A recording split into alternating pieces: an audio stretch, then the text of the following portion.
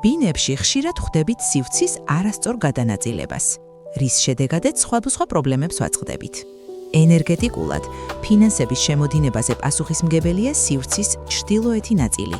როდესაც ეს ზონა დაბლოკილია, მაგალითად, იქ დგას მძიმე კარადა, ან საერთოდ არ არის ფანჯარა, ფულის ენერგია უბრალოდ ვერ შემოდის თქვენ სივრცეში. სიმძიმე ჩრდილოეთში კეტავს თქვენს ფინანსურ პოტენციალს. გაათავისუფლეთ სახლის ჩრდილოეთი კედელი. გადაიტანეთ მძიმე ნივთების სხვაგან და გახადეთ ეს ზონა მაქსიმალურად მსუბუქი და ნათელი.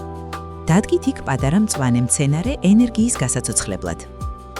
თუმცა კონკრეტულად რომელი მცენარე და რა ქოთნით, ეს უკვე თქვენი ბინის საერთო პროპორციებზეა დამოკიდებული.